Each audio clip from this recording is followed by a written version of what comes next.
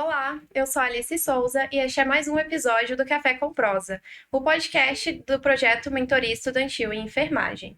Neste episódio, vamos conversar com Manuela, enfermeira pela UNB desde 2011, especialista em neurocirurgia pelo programa de residência desde 2015, trabalhou na clínica de oncologia Cetro como enfermeira assistencial, trabalhou na clínica de oncologia Aliança como enfermeira assistencial e enfermeira clínica.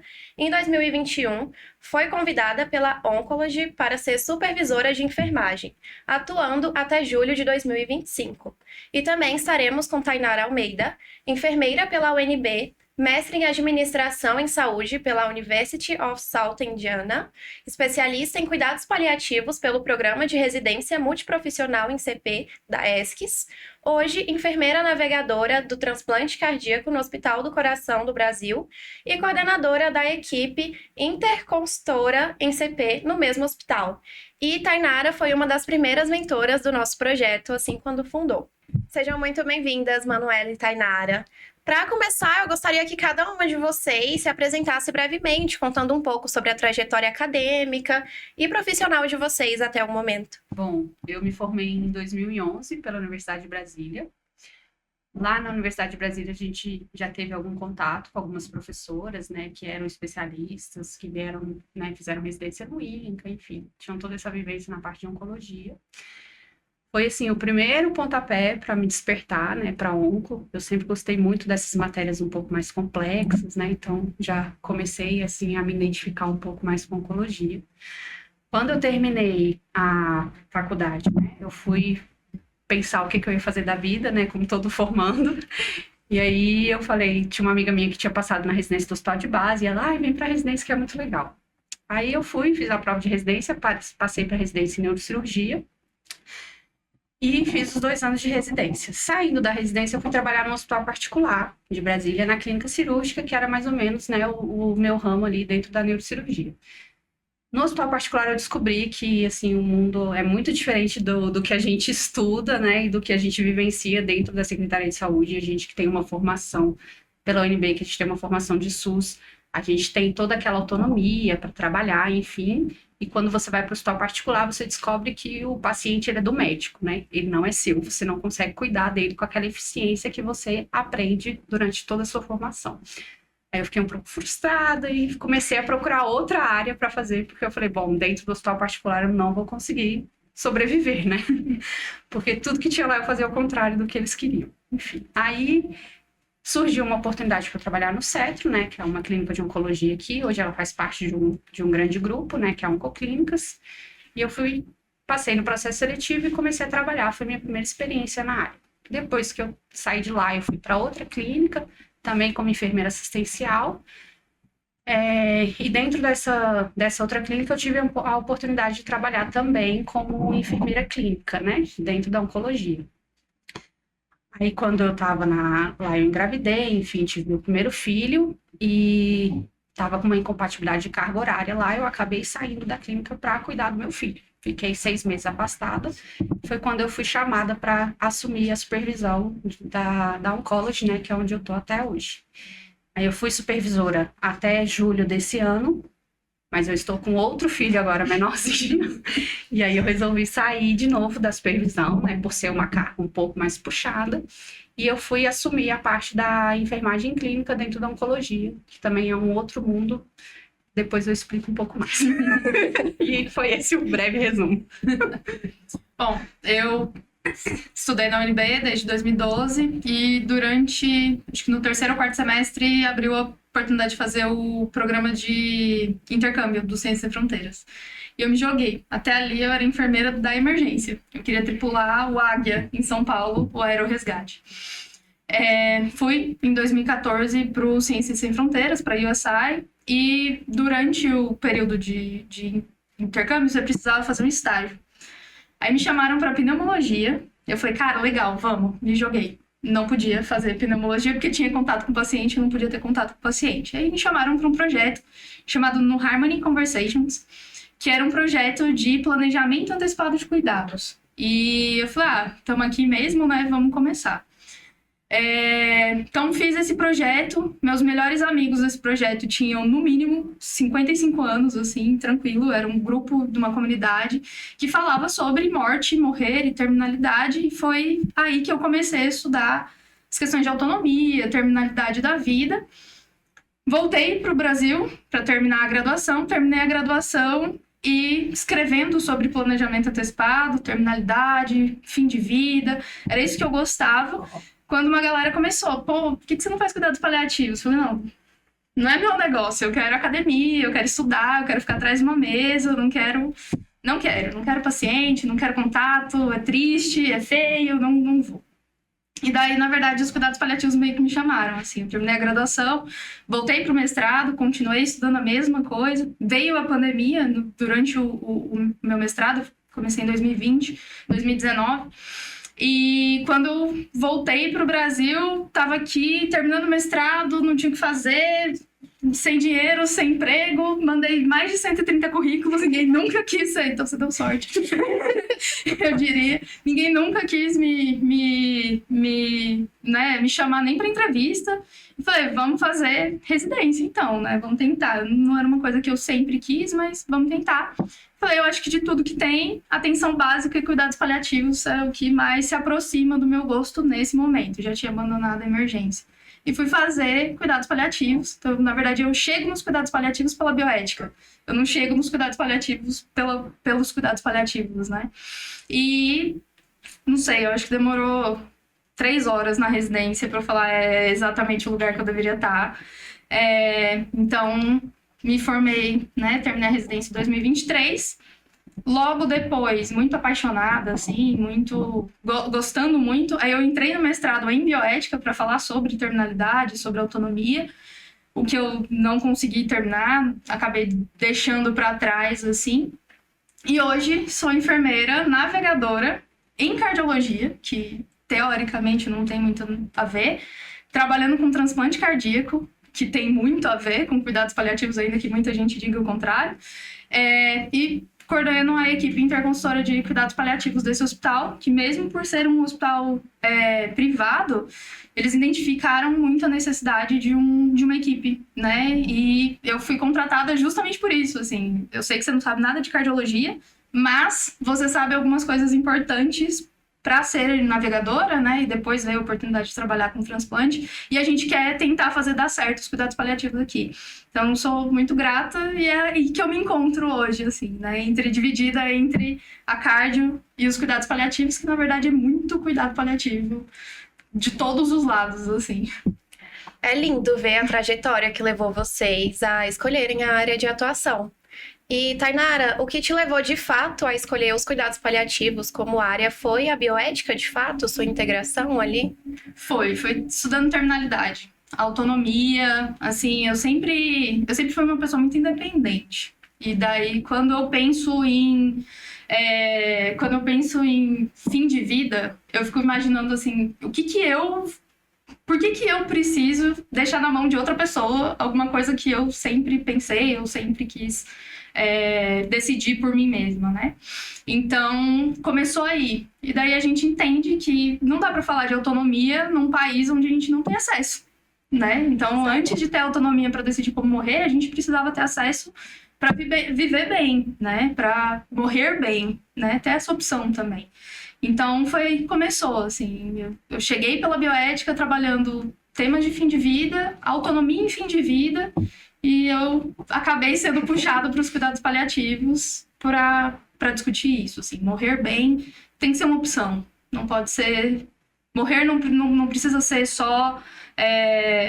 Acabou que a gente tinha disponível que eu não consegui nem te ofertar em tempo oportuno, né? E então você vai morrer desse jeito mesmo, né? E, infelizmente, a gente morre muito mal no Brasil. E cuidados paliativos tenta trazer um pouquinho de dignidade para esses pacientes, né? Então, eu acho que é isso que me prende, sabe? Sim, auxiliando ali realmente no fim da vida. E você, Manuela, qual foi a sua maior motivação para entrar na área de onco? Falo que é a oncologia que me escolheu, não foi eu que escolhi a oncologia, porque eu caí meio de paraquedas, assim, né? Eu não tinha... A minha residência foi em neurocirurgia. Dentro da residência, a gente vê muitos casos mais, assim, de tumores cerebrais. Então, quando eu fui fazer a minha primeira entrevista em oncologia, eu falei assim, se você for me botar para cuidar de pacientes com tumores cerebrais, eu vou arrasar. Agora, se for para outra coisa, eu confesso que eu ainda tô meio perdida.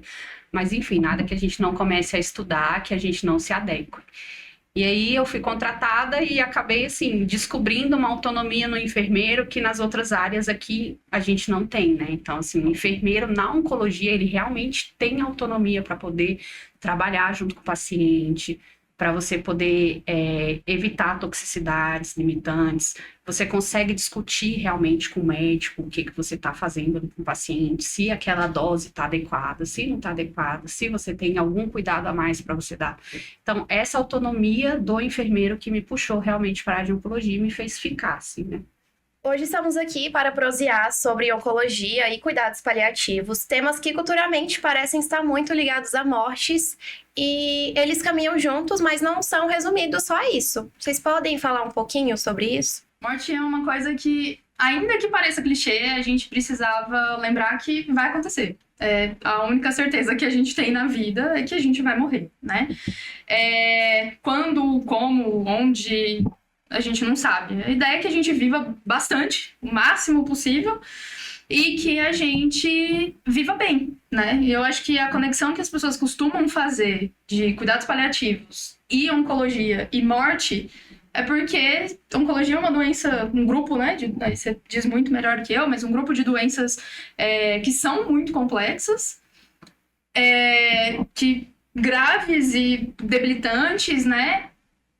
E cuidados paliativos, historicamente, é ligado à morte, né? Historicamente, na verdade, o cuidado paliativo, ele nasce dentro do que a gente hoje chama de movimento hospice, né? Eram pessoas que eram cuidadas nos seus últimos momentos de vida, que não tinha soldados feridos de guerra, pessoas que eram abandonadas e eram cuidadas ali até os seus últimos momentos de vida.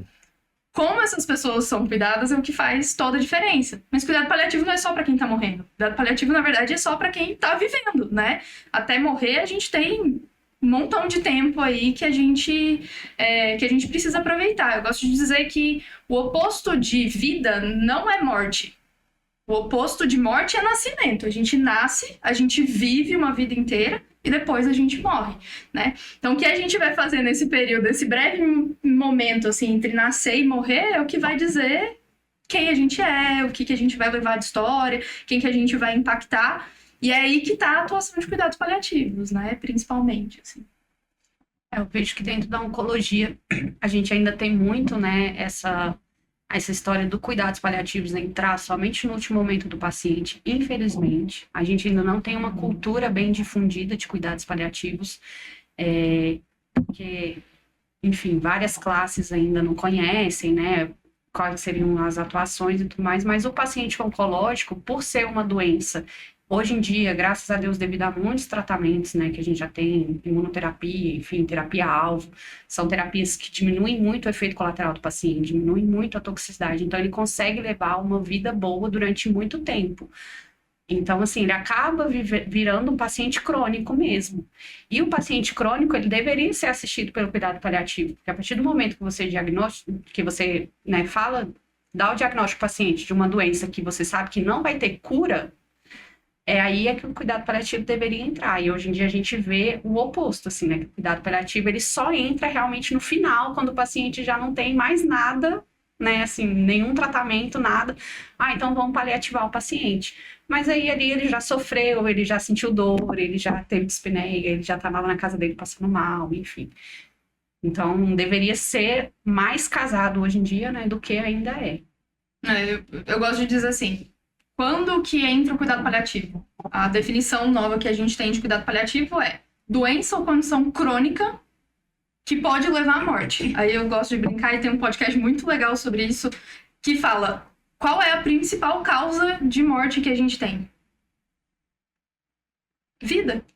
Todo mundo vive, todo mundo morre. Se a gente viver, a gente vai morrer. Essa é a principal causa. Então, todo mundo deveria estar em cuidados paliativos. De uma maneira, obviamente, muito, né, ampla e assim, tentando puxar um pouquinho a sardinha para o nosso lado, né? Mas enquanto o paciente foi diagnosticado com câncer, primeiro que ele sai do consultório do médico arrasado, a vida dele acabou. né? Que esse é o peso que a gente tem dessa doença. E daí ele tem esse diagnóstico e ele vai, além de doer e além de tudo, ele vai ter que sair X dias por mês para fazer um tratamento, uma quimioterapia, passar não sei quantas horas numa clínica, que só o tratamento por si só ele já vai ter um monte de sintoma, né? Cai cabelo, vomita, passa mal, você deixa de participar dos eventos, né? Você deixa de ir pra igreja, você deixa de ser mãe, você deixa de ser pai, você deixa de ser avô nesse período, porque você está sendo cuidado por alguém, você está sendo olhado por outras pessoas, né? Então, esse é um momento que a gente precisaria estar tratando, porque cuidado paliativo não cuida de gente que está morrendo, cuidado paliativo cuida de gente que tem sintoma, né? E sintomas podem ser vários. Físicos, psicológicos, sociais, tudo que a gente perde porque a gente está tratando uma doença que está impactando a nossa vida, né? Seja o câncer ou qualquer outra doença, né? Então, a gente deveria estar olhando muito mais. Eu adoro quando um oncologista fala, infelizmente, cuidado paliativo, a gente referencia para o cuidado paliativo muito tarde, né? A gente entende, enquanto paliativista, que cuidado paliativo primário deveria ser feito por todo especialista. Todo especialista deveria fazer cuidado paliativo primário. É aquele controle de sintoma. É o negócio que você sabe que vai acontecer, né? Você já sabe, você já viu que vai dar sintomas. Você já sabe qual que é o efeito colateral de uma quimio, de uma rádio, né? Você já sabe qual é o efeito social de um tratamento prolongado de um doente crônico, né? E para a sociedade sempre foi um tabu enorme falar sobre morte. Vocês acreditam que desde a atuação esse tabu tem diminuído, tem sido desmistificado? Não tem, assim. Principalmente dentro da área da oncologia. Então, como eu estava explicando, né? Eu atuo agora mais na parte clínica. Então, o enfermeiro clínico, ele atua não durante a infusão em si, né? A gente faz uma atuação antes do paciente entrar em infusão, a gente explica toda a parte do protocolo, efeito colateral, toxicidade, enfim. Explica como é que ele vai tomar os remédios, explica tudo. E eu faço o acompanhamento pós também, né? Depois que o paciente chegou lá, saiu da clínica, como é que ele vai ficar em casa, e eu faço toda essa parte do acompanhamento para evitar uma possível internação, enfim. E o que eu mais recebo de paciente lá, paciente de primeira vez que está começando o tratamento, é o paciente que já chega com um saquinho na mão achando que ele vai vomitar o tratamento inteiro, entendeu? E aí até você desmistificar isso e falar que não é mais assim, que hoje em dia a gente tem muitos sintomáticos, que você consegue controlar os efeitos colaterais da quimioterapia. Lógico, a gente sabe que é um tratamento pesado, que é um tratamento difícil, que pode culminar, né, numa possível morte, enfim, a gente explica tudo isso, mas mesmo assim eles já chegam lá com uma sentença assim de que, nossa, realmente daqui eu não vou sobreviver mais, né? Mas assim, eu tenho muito tempo de vida ainda. A pergunta que a gente mais ouve lá, assim, sabe? É, como é que tá? Eu vou sobreviver? Vai dar certo? Não vai dar certo? E quanto tempo eu tenho? Então, assim, a gente vê que é uma doença que já ainda traz esse estigma, sabe? Da sociedade. Tem gente que não consegue nem falar que tem câncer. Fala assim, não, eu tô com uma doença. Mas, assim, qual que é a doença que você tem? Ele não consegue explicar. Isso é um ponto que a gente tenta trabalhar muito, assim, sabe? O reforço do paciente ter essa autonomia de saber o que ele tem, de saber quais são os cuidados, para ele também optar pelo tratamento ou não. Porque a gente sabe que é um tratamento que vai ser puxado para ele. Às vezes a pessoa tem outros planos para a vida dela e tá tudo bem. A gente, né, tem que explicar, tem que falar o que vai acontecer dali para frente, se ele tiver a recusa, mas que ele é que tem que tomar a decisão. Então, tem muito tabu ainda assim, e eu vejo muito assim, que a equipe fica muito frustrada quando isso acontece. Do tipo, o paciente fala assim, eu não quero mais tratar, eu tô bem, eu vou viajar, eu vou ficar com a minha família, eu vou fazer isso, vou fazer aquilo. O paciente optou por não tratar mais. Eu vejo que a equipe se sente frustrada ainda, entendeu? Então, não é só um tabu do paciente, da sociedade, é um tabu da área da saúde ainda também. Assim, eu vejo que o profissional da área da saúde, ele não é preparado para perder o paciente, né? Isso é uma coisa que a gente, cuidados paliativos, tem que atuar muito também com a gente, né? Com o outro lado. Eu acho que quando a gente fala de profissional de saúde não estar preparado, a gente nasceu para cuidar, para curar, né? Esse é o nosso lema. Você não aprende. Quantas vezes você viu na faculdade alguém falar, a gente morre? Na biologia a gente nasce, cresce, se reproduz, aí você fala sussurrando assim para ninguém ouvir, entendeu? Mas é a única coisa. Você sabe se você vai casar? Você sabe se você vai se formar na faculdade quando você é criança? Você não sabe disso. Eu sei que a gente vai morrer. Isso é um fato, né? E uma coisa que eu vejo muito, ainda mais trabalhando hoje em cardiologia, muito próximo da UTI, é assim, a gente tá perdendo o paciente. Gente, a gente não perde paciente que a gente deu diagnóstico, tratamento e cuidado adequado no tempo oportuno.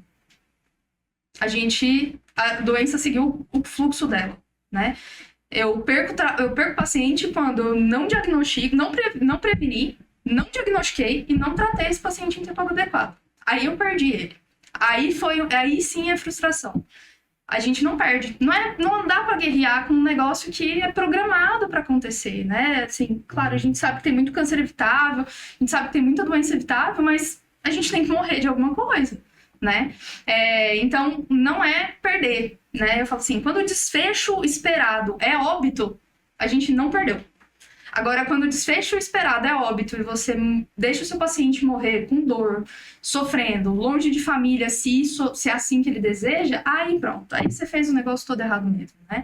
E claro, a gente tem pouco recurso. Às vezes a gente, em vários lugares, né, principalmente nos hospitais públicos e tudo mais, a gente tem muito pouco recurso. Mas se você deixou de avaliar sintoma, tratar sintoma, que a gente já tem um monte de coisa, um monte de sintomático, fazer o sintomático antes do paciente, na hora que ele chega na quimioterapia, até cuidado paliativo. Você está tratando sintoma, né?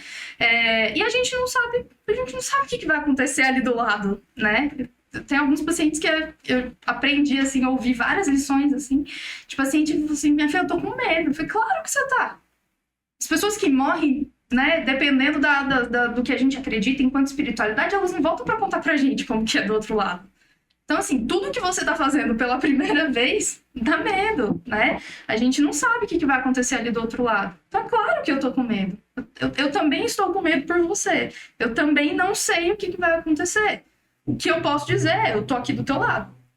Vou ficar aqui contigo, né? E eu mesmo, a única coisa que eu acho que eu aprendi nesses últimos anos é tentar viver. Porque, assim, dinheiro passa, saúde passa... Mas o que você vive, o que você experimenta, né? A galera acha, nossa, paliativista é tudo filosófico, assim, todo mundo, não, vamos viver bem, bom vivan. Não é, que a gente vê muita gente morrendo e muita gente morrendo com um monte de arrependimento. Então, eu já era assim antes, mas eu sou muito do tipo, eu vou me arrepender daquilo que eu deixei de fazer, né? É pra fazer, se joga, você só vive uma vez mesmo, então, assim, aproveitar esses momentos. Então, acho que durante a minha trajetória, ela é relativamente recente, assim, tudo bem que eu acho que eu fui chamada para os cuidados paliativos e essa reflexão em 2014, então tem um tempinho já. Acho que o que eu tenho tentado fazer diariamente é escolher coisas que vão agregar no meu dia e na minha experiência, no meu legado, o que eu vou deixar para o mundo, né? É isso, espalhar a palavra dos cuidados paliativos é para mim um legado. Então, assim, toda vez que me chamam, vamos conversar vamos, claro, sempre. Participar da mentoria, participar de um podcast, é exatamente isso, assim. O que eu vou fazer para deixar o meu nome na história? Não porque eu quero ser famosa, mas porque eu compartilhei alguma coisa que foi importante para mim, sabe? Eu acredito que na onco é a área que é mais tabu lidar com morte, porque, querendo ou não, a doença sempre vem associada à morte. E a gente tem dois extremos, né? Do paciente, ele não aceitar que ele pode morrer, ou como você disse, dele falar, não quero mais tratamento, prefiro a morte. E como você lida com isso? Tem que ter o respeito, né, pela vontade do paciente, mas o seu lado como profissional, como pessoa. Pergunta complexa. É difícil, assim, é difícil lidar com a situação de você aceitar ou não tratamento. E é engraçado, assim, que eles não verbalizam totalmente assim, eu não quero mais tratar. Mas eles verbalizam, eu tô muito cansado, tá muito difícil. Eu não consigo ver minha família, por exemplo, ela falou, né? Eu não consigo mais exercer meu papel de mãe, meu papel de pai. Então, assim, lá, todas as clínicas hoje em dia em Brasília, né? Assim, eles já têm um serviço de psicologia associado. Então, quando a gente identifica esses casos, aí a gente pede ajuda mesmo. porque eu acho que a equipe multidisciplinar nessas horas é extremamente importante, não só a psicologia, mas como todas as áreas de atuação dentro da oncologia. E a gente pede ajuda, a gente conversa, a gente chama a família, reúne todo mundo. Porque, assim, eu acho que não é só o paciente que fica doente, a família também fica junto. Então, às vezes, o paciente, ele tá tão cansado, mas a família não aceita isso. A família fala, não, mas ele tem que tratar, ele tem que fazer isso, ele tem que fazer aquilo, porque é o que vai ser melhor para ele, é o que vai curar, é o que vai melhorar. Mas não é o desejo mesmo do paciente. Então, é um trabalho, assim, realmente de formiguinha e um trabalho de equipe, porque sozinho você não consegue. Eu acho que essa parte da frustração a gente já conseguiu deixar um pouquinho de lado, pelo menos assim, né, dentro das clínicas que eu trabalhei, a gente sempre conseguiu fazer esse trabalho muito bem feito, assim, de multidisciplinaridade mesmo. Então, a psicóloga, ela entra mesmo orientando tanto a família quanto o paciente e a gente também. Assim, ela dá o feedback pra gente, sabe? Do sentido, conversei, vai dar certo, não vai. Se ele quiser internar, ele vai internar em tal local, porque lá eles já falaram que vão liberar a visitação. Então, já tem, assim, a gente cria toda uma estratégia para dar suporte também para o paciente não, né, ficar a ver navios.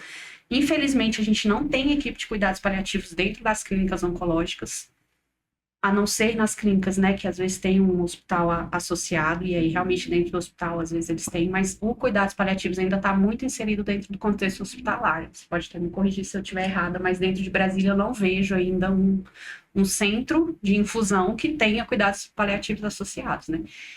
Mas a gente sempre tem uma equipe multi ali que dá uma auxiliada na gente e aí melhora a nossa cabeça em relação a isso também.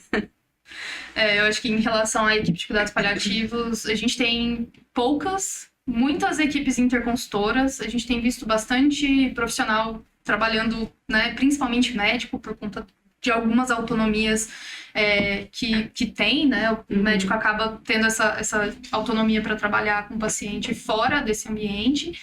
E quem tem muito, às vezes, esses acompanhamentos é a secretaria, né? O serviço público tem muito mais cuidado paliativo do que o serviço privado. O serviço privado tem começado a entender cuidado paliativo como necessidade a partir do ponto de vista de acreditação. E, às vezes, do ponto de vista de humanização e qualidade percebida, né? Pelo menos essa tem sido a minha experiência, assim. Mas a gente vê muito mais o acompanhamento em conjunto ambulatorial em alguns hospitais públicos, alguns outros serviços ambulatoriais, serviço de enfermaria exclusiva, muito pouco. E muito na ONCO. Muito na ONCO. Assim, ONCO, cuidado paliativo. Né? Eu sempre fugi da oncologia. Assim, muito. Tanto que eu me enfiei na genética, eu me enfiei no ambulatório de neuro, eu adoro paciente assim, com ela, adorava trabalhar com esses pacientes. Eu fiz residência, era uma clínica oncológica e uma unidade de clínica geriátrica, né? Mas o que eu podia escapar de lá, eu escapava, porque eu não gostava da oncologia, assim, porque tem um monte de paliativista para trabalhar com oncologia. Mas quem que tá trabalhando com neuro? Quem que tá trabalhando com um transplante cardíaco? Quem tá trabalhando assim? Então, o restante da galera, né, a Nefro agora tá vindo um pouco mais forte, a Sociedade Brasileira de Nefro fez uma nota recente. Eu gostava dessa diferença, assim. Pra onco, bastante gente tá olhando, e daí eu dei uma fugida, mas a necessidade é implícita, assim, não tem como escapar, né? Muitas vezes os pacientes oncológicos, eles passam a ser acompanhados por equipes multidisciplinares. Como vocês enxergam essa transição do cuidado e a importância da integração? Acho que não tem transição, ou não deveria ter transição, né? Deveria ser uma coisa contínua mesmo. Desde, como a gente falou lá no início, né? O paciente oncológico, a partir do momento que ele define que ele é um paciente crônico, ele já deveria ser acompanhado por uma equipe paliativa. Em termos de multi, até que a gente consegue bastante, assim, você vê que todas as clínicas, né, têm equipe multi bem estruturada, e eles fazem mesmo acompanhamento do paciente, né, nutrição, fisioterapia, tem a parte de psico, né, igual eu tô te falando, algumas têm fono, mas é mais difícil, mas assim, acaba que você consegue ter aquela interface, encaminhar o paciente para uma fono, né. Agora, para o cuidados paliativos, tem essa interface, hoje em dia a gente tem essa quebra, né? Mas ela não deveria existir, ela deveria ser uma coisa contínua mesmo. A partir do momento que o paciente foi diagnosticado, já deveria ser indicado cuidados paliativos, né?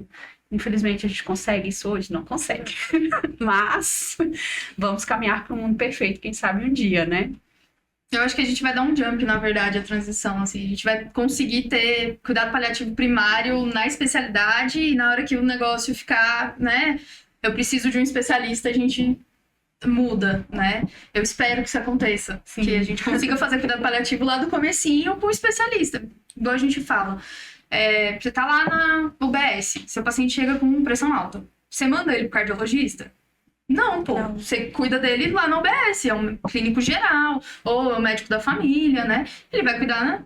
Aí o negócio evolui. O paciente evolui com uma insuficiência cardíaca, evolui com uma suspeita, né, de uma investigação oncológica. Aí sim você manda pra especialidade. A mesma coisa deveria acontecer com os cuidados paliativos, né? E nos cuidados paliativos, a equipe multi, se não tiver equipe multi, não é cuidado paliativo. Já começa por aí, né? A definição de cuidado paliativo é que você tem uma equipe multidisciplinar, porque o teu paciente é múltiplo, né? Ele tem várias facetas diferentes. Nem todo mundo vai estar precisando atuar ao mesmo tempo. Mas às vezes tem coisas que cada profissão precisa. Então a gente precisa ter integração entre profissões e entre as áreas mesmo, assim, para o negócio dar certo e funcionar. E de maneira nenhuma, eu vejo, por exemplo, não sei se você teve essa experiência nos hospitais, assim, esse paciente é da neuro, esse paciente é da nefro, esse paciente é da cirurgia geral. O cuidado paliativo não quer o paciente para você, é nosso paciente, entendeu? A gente está aqui junto, trabalhando junto, né, e caminhando junto. Então, assim, equipe de cuidado paliativo, que diz pra gente, eu só tenho médico e enfermeiro, não é equipe de cuidado paliativo. Eu tenho uma equipe de cuidado paliativo, só tem médico.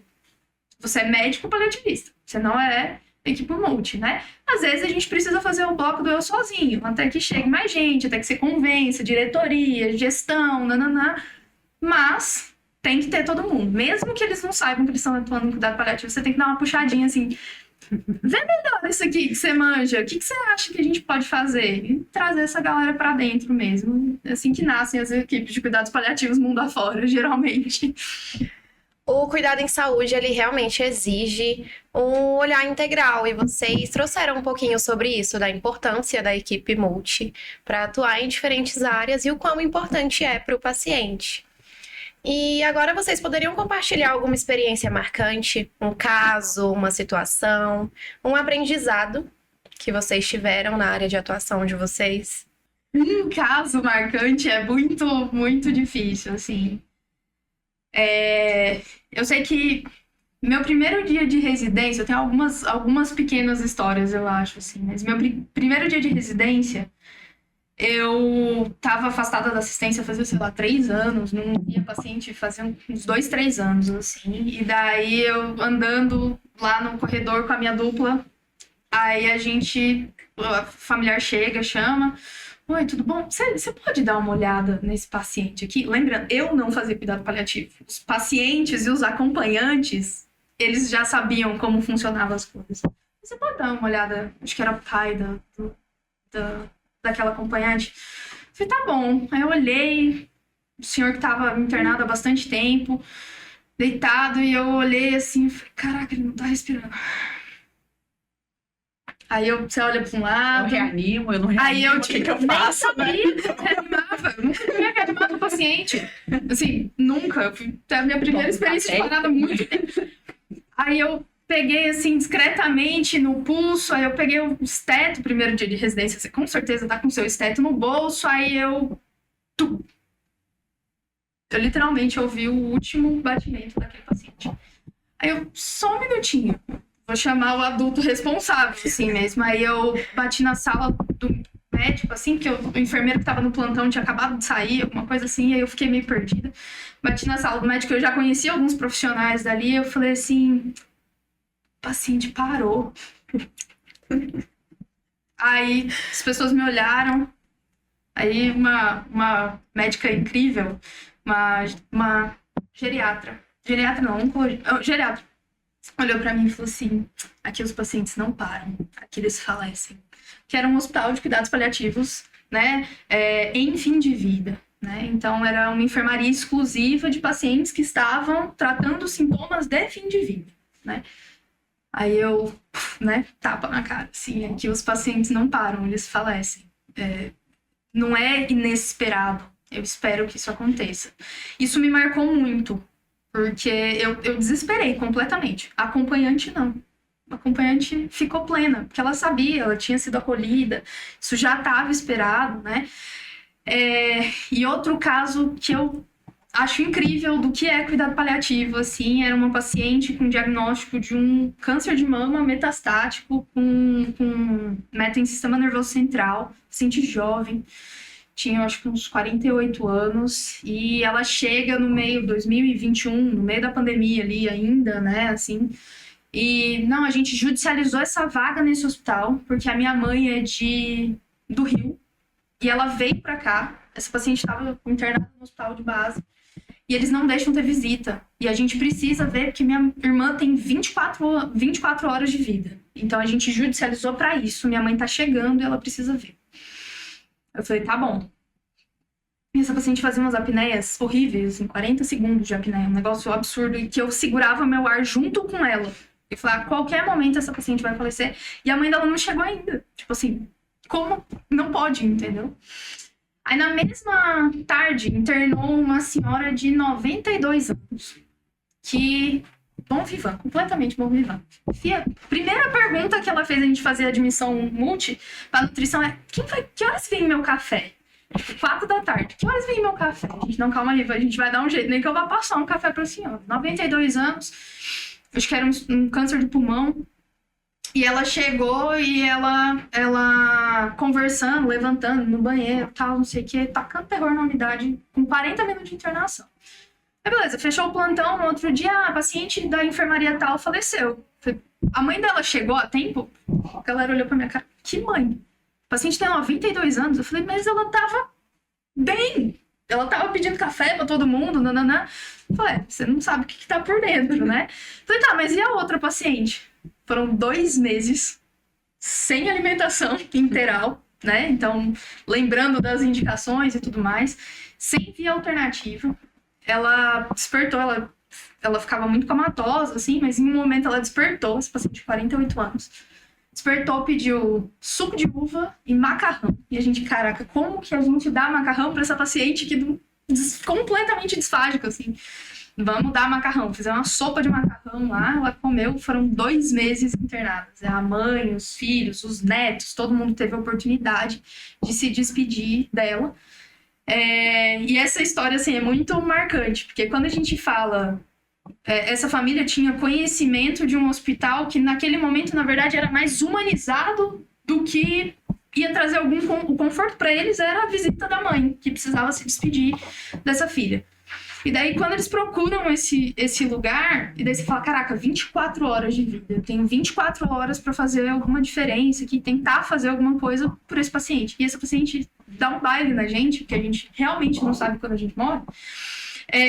E ela vive 2 meses, entendeu? Então, assim, isso nos diz que... E a nossa senhorinha de 92 anos, que estava pedindo café, me fala, no outro dia eu chego com menos de 24 horas de internação que a paciente faleceu.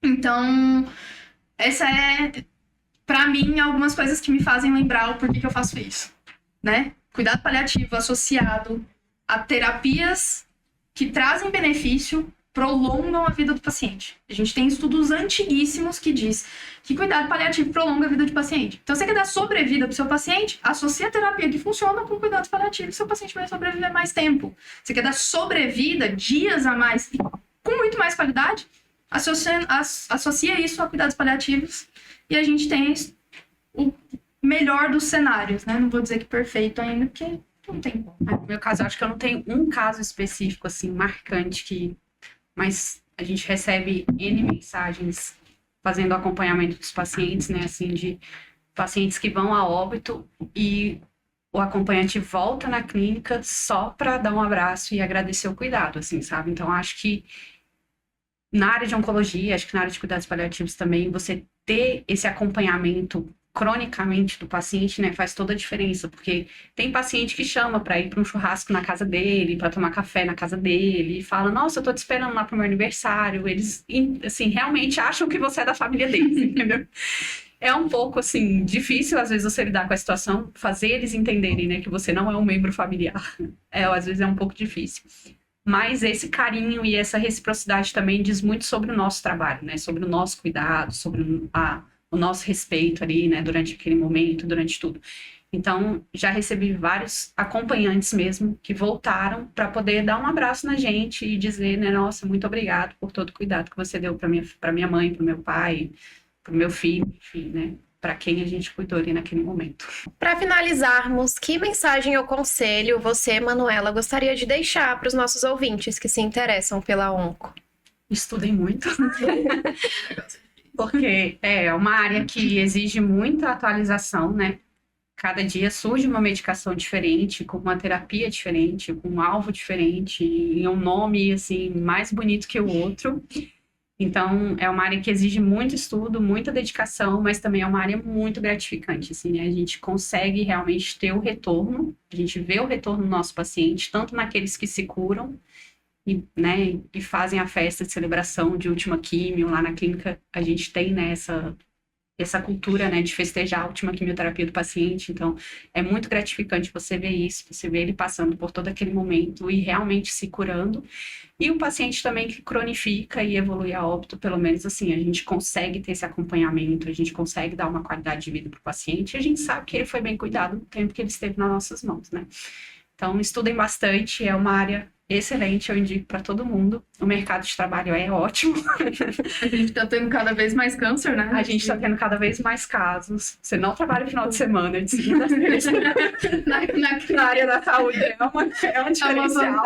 É importante É uma esse vantagem, ponto. exatamente.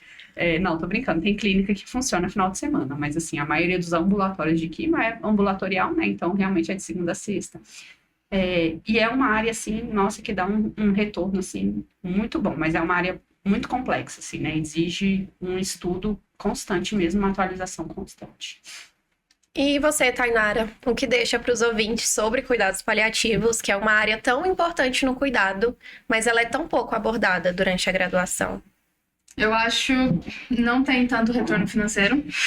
Não necessariamente você vai trabalhar só ambulatorial. Mas eu acho que o retorno que você tem, às vezes, é muito maior do que financeiro, assim, sem querer puxar a sardinha, mas é muito maior do que financeiro. Não é passar a mão na cabeça, levar o pet e levar na praia. É muito mais, tem muita ciência, tem muita técnica por conta disso. E eu acho que assim como enfermagem, eu sempre falei isso, enfermeiro e paliativista, você não se torna. Se você não é bom enfermeiro, não adianta 12 anos de especialização e graduação e etc. Não vai rolar. Você nasce, né? Então, acho que você pode adicionar no seu currículo paliativista já, eu daria esse selo, assim.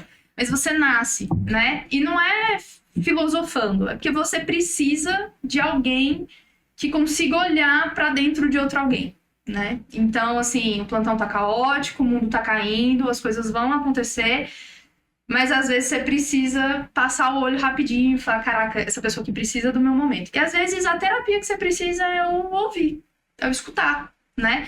Se a gente ouve com a atenção que aquele paciente está falando pra gente, descrevendo quais são os medos deles, o que eles estão temendo, não só os pacientes como os acompanhantes, né? Todo mundo que está ali em volta naquele processo, né? A gente tá já meio mundo para frente, assim, já para fazer aquilo ali dar certo, né? Então, às vezes não tem terapias loucas, mas tem o cuidado, o olho no olho, o abraço. Eu sou uma pessoa que eu odeio contato físico, é muito louco. Mas ninguém me abraça tanto quanto os meus pacientes. Ninguém ganha... É o meu melhor, assim, sabe? Parece clichê falar, mas é um momento que eu sou enfermeira. Eu sou aquele suporte que aquele paciente precisa. Então, assim, eu abraçava horrores enquanto enfermeira dos cuidados paliativos, né? Hoje eu abraço um pouco menos, mas, assim, você precisa estudar bastante, você precisa lembrar que aquilo ali do outro lado é uma alma, sabe? Você precisa lembrar que ali do outro lado tem alguém que foi muito amada, que às vezes largou a família e naquele momento ele precisa de você, né? Seja para viver bem, seja para morrer bem. Então, eu acho que é isso, assim. E dá para fazer cuidado paliativo em qualquer lugar. Em qualquer especialidade. Na enfermagem, empatia é tudo, né? Empatia, definitivamente. Você não sabe ser empático, você não é. Você já errou, já. Já errou na profissão. Finalizando mais este episódio, o Team Mentoria agradece a presença e a disponibilidade da Manuela e da Tainara de estar aqui conosco hoje. Sejam muito bem-vindas. Obrigada. Este foi mais um episódio do Café com Prosa, o podcast do projeto Mentoria Estudantil em Enfermagem da Universidade de Brasília. Acompanhe nossos episódios no Spotify Café com Prosa e nas redes sociais @mentoriaenfUNB. Até a próxima!